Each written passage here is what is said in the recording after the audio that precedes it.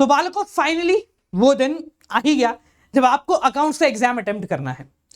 कल इस समय तक आप फ्री हो चुके होंगे अपनी सारी टेंशनों से, क्योंकि अकाउंट्स का एग्जाम खत्म हो चुका होगा। एंड अकाउंट्स का एग्जाम खत्म मतलब 12वीं ही खत्म।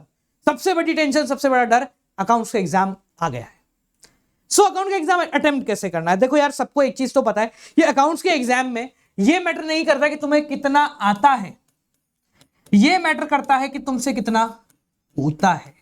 ठीक है, यानी तुम्हारी फर्स्ट प्रायोरिटी जो रहेगी वो रहेगी timely completion of task.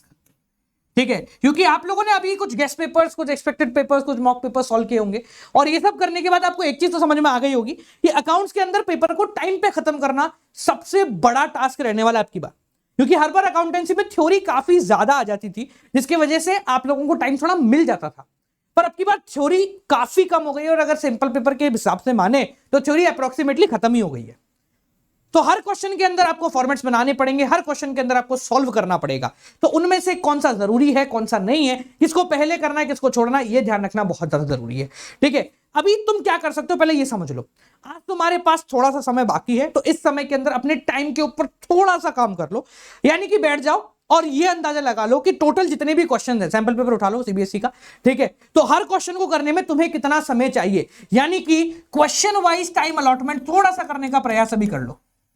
Question wise time allotment, ये वाला काम तुम आज के दिन के अंदर ही कर लेना। ठीक है, जिससे तुम जब बोर्ड एग्जाम में बैठोगे तब तुम्हारे पास एक प्री प्लान होगा कि हमें कितने समय के अंदर कैश फ्लो का क्वेश्चन एटलीस्ट उठाना ही है, आखिरी में क्वेश्चन करने में हमें एटलीस्ट कितना समय लगता ही लगता है। ठीक है, यह पता करना बहुत ज्यादा जरूरी है। नेक्स्ट, कि क्वेश्चन किस सीक्वेंस में अटेम्प्ट करने, और हमें रूल्ड में करना है या फिर फॉर्मेट के अंदर करना है। तो देखो सीधी सी बात तो मैं समझा देता हूं, जब तुम्हारा फोकस रहने वाला है टाइमली कंप्लीशन ऑफ टास्क के लिए ना, तो कोशिश करना जहां जहां समय ज्यादा लग रहा है उस पर्टिकुलर चीज में समय बचाने का।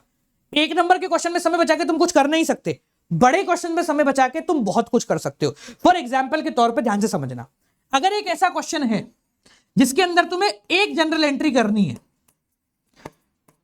तो भैया इसमें समय ज्यादा लगेगा कम लगेगा? अगर सॉल्व करना है, फॉर्मेट बनाना है, तो it will take more time in comparison to the marks allotted. जितने नंबर अलॉट किए गए हैं उसके कंपैरिजन में थोड़े ज्यादा टाइम ये ले रहा होता है। ठीक है, जैसे फॉर एग्जांपल मान लेता हूं कि एक ऐसा क्वेश्चन है जिसके अंदर तुम्हें 4 जनरल एंट्री करनी है। ये क्वेश्चन मान लेते तुम्हारा 2 नंबर का है, ये क्वेश्चन मान लेते तुम्हारा 5 नंबर का है फॉर एग्जांपल के तौर पे। तो इसको करने में पर मार्क्स, यानी कि एक नंबर में कितना समय लग रहा है, वो कंपैरेटिवली लेस होगा, क्योंकि फॉर्मेट तुम्हें एक ही बार बनाना पड़ेगा। ठीक है, तो फॉर्मेट बनाने का टाइम इन दोनों में सेम रहने वाला है। तो कोशिश करना जितने भी तुम्हारे छोटे क्वेश्चन हैं, इन छोटे क्वेश्चंस को आप फॉर्मेट्स के अंदर कर ले, जो कि पहले से सीबीएसई ने दिए हुए हैं। अगर इस तरीके से काम करोगे तो तुम्हारा समय कंपैरेटिवली बच जाएगा। ठीक है, अब कुछ लोग बोलते हैं कि सर कैसे होगा, क्या होगा, हम कहीं कंफ्यूज ना हो जाए, हमने पहले नहीं किया है फलाना टीम का। तो बड़ा आसान है, तुम्हें कुछ नहीं करना है। रूल्ड पेपर में आंसर नंबर 1 लिखा और इसमें लिख दिया भाई हमने जनरल बनाई है पेज नंबर 17 के ऊपर। ठीक है, पेज नंबर 17 के ऊपर इसका सॉल्यूशन कर दीजिए, काम खत्म हो गया। आंसर नंबर 2 उठाया, अगर तुम्हें यही सॉल्व करना है तो यही उसको पूरा का पूरा सॉल्व कर दीजिए।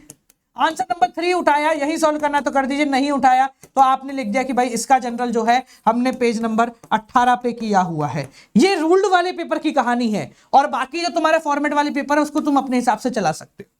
नेक्स्ट जो सबसे इंपॉर्टेंट स्टेप आता है कि सर किस तरीके से हमको पेपर अटेम्प्ट करें, यानी कि सीक्वेंस क्या रहने वाला है। तो इस बात का ध्यान रख लेना, क्योंकि थोड़ी सी मिसमैच होने वाला है, टीचर्स के लिए भी पहली बार होने वाला है कि जब वो इस तरीके के फॉर्मेट्स को चेक कर रहे होंगे। तो कोशिश करना कि तुम सीक्वेंस को फॉलो करो। जी हां, always try to follow the sequence. Sequence follow करोगे बढ़िया रहेगा, क्योंकि हमारा फोकस यहाँ एक क्वेश्चन करने में नहीं, सारे क्वेश्चन करने के अंदर है। ठीक है, अब आप बोलोगे सर अगर मेरे को कोई क्वेश्चन नहीं आया तो अगर तुम्हें आइडिया है, फॉर एग्जाम्पल मान लो तुम्हें जनरली करनी है पर तुम्हारी इच्छा है कि मैं बाद में करूंगा, तो कोई दिक्कत नहीं, एक लाइन जो छोड़नी है जनरल के फॉर्मेट में बाद में कर लेंगे। ठीक है, यहां जो फॉर्मेट्स बने हुए हैं, इन फॉर्मेट्स के अंदर सीक्वेंस फॉलो हो या ना उससे फर्क नहीं पड़ता, यहां पर फॉर्मेट यहां पर तुम्हारा सीक्वेंस फॉलो होना चाहिए। ठीक है, कुछ ऐसे भी कह रहे होंगे आपको, कुछ एजुकेटर्स अलग अलग टीचर्स हैं। ठीक है, तो कुछ अपनी अपनी राय दे रहे होंगे कि सर आप चाहें तो पूरा का पूरा रूल्ड में ही कर लो, क्योंकि आपको आदत नहीं है। It can may be possible. ठीक है, कुछ ऐसे कह रहे होंगे कि आधा इसमें करो आधा इसमें करो। तो देखो एक छोटी सी प्रॉब्लम है, अगर सारा का सारा पेपर आप रूल्ड में करते हो तो सबसे बड़ी प्रॉब्लम इसके अंदर जो आएगी ना, वो ये है कि मान लो 16 पेजों के अंदर तुम्हारा पेपर खत्म नहीं हुआ, तो तो क्या करोगे, वहां फंस जाएंगे हम। डिबेंचर्स है, डिबेंचर्स में तुम्हें 8-10 जनरल एंट्री करने को बोल दिया जाता है। एक्सेप्टेंस लगाए हम तो एक पेज के ऊपर मैं 4 जनरल एंट्री करता हूं, तो मुझे 2-2 3-3 बार एक ही क्वेश्चन के लिए फॉर्मेट बनाना पड़ेगा, which takes a lot of time. Next, अगर 16 पेजों के अंदर तुम्हारा पेपर नहीं सॉल्व हुआ, 17 पेज के अंदर हुआ, तो वो एक पेज भरने के लिए तुम्हें एक नई शीट लेनी पड़ेगी, जिसको फिल करने में, अटैच करने में तुम्हारे 10 मिनट चले जाएंगे। तो इतना समय तुम नहीं खराब करना। अकाउंट्स का पेपर है, समय बहुत ज्यादा क्रूशल है, समय बहुत ज्यादा जरूरी है। तो सॉल्व इट लाइक दिस, इस तरीके से आप सबसे पहले तो सॉल्व करेंगे। अपने साथ एक चीज का ध्यान रखेंगे कि समय जितना ज्यादा बचा सकते हैं उसके ऊपर काम कर रहे होंगे, ठीक है। अननेसेसरी कोई चीज को नहीं लिखना है। और सबसे जरूरी बात, टेंशन पेपर में नहीं लेनी है। कल तुम्हारे सामने पेपर होगा, पेपर देखते ही थोड़ा सा दिल में धक धक होगा, बॉडी में गर्मी चढ़ जाएगी, है ना, अलग से ही ऐसा अजीब सा नहीं लगने लग जाता, ऐसे थोड़ा थोड़ा सा कुछ गर्मी बॉडी से बाहर निकल रही है, ऐसी फीलिंग आ जाएगी कल। थोड़ी देर शांत बैठना, 5 मिनट का समय लेना और शुरू हो जाना। पेपर आसान आएगा, सिंपल आएगा, इजी आएगा, एडजस्टमेंट टिपिकल नहीं आएंगे। खुली आंखों से और खुले मन से पेपर को करना, ठीक है ना। बंद आंखों से पेपर को मत करना कि बस जल्दी जल्दी निपटाने के चक्कर में कर गए हैं हम, ठीक है। खुली आंखों से करना, लॉजिकल थिंकिंग से करना। कुछ चीजें कल तुम नहीं सीखोगे अपने आप ही, पेपर करते करते कुछ चीजें नहीं सीख जाओगे, और पेपर करते करते कुछ पुरानी चीजें जो टाइम कंज्यूमिंग उसको भूल जाओगे। कोशिश करना जहां पर 2 फॉर्मेट्स बनाने हो, जैसे तुम्हारा रिवैल्यूएशन ऑफ पार्टनर्स कैपिटल, तो इसको हम कंप्लीटली रूल्ड में ही कर लें, क्योंकि ऐसा नहीं करेंगे फिर भाई वर्किंग नोट इधर रूल्ड पे बना दिया, एक को हमने बना दिया लेजर में, फिर एक को कर दिया वहां पे रूल्ड पे, ऐसे खिचड़ी नहीं बनाना। क्वेश्चन को एक ही जगह सॉल्व कीजिए पूरा का पूरा, ठीक है। If you want to solve it on rule, solve it on rule. If you want to solve it on this, solve it on this.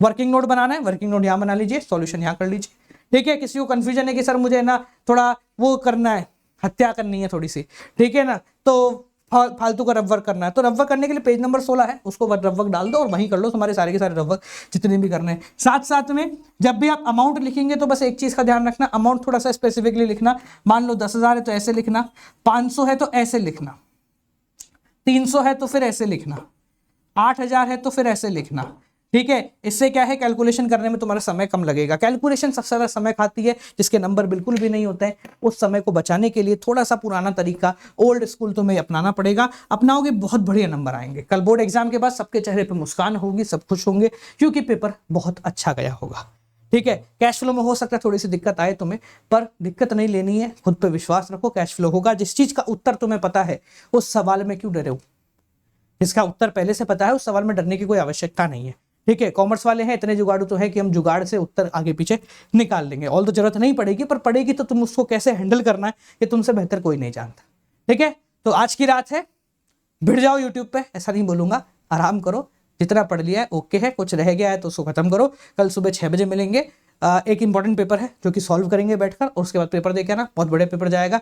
मिलते हैं उसके बाद इकोनॉमिक्स की तैयारी करेंगे। टिल देन मालको keep on watching, good night, bye bye, घर जाओ, सो जाओ।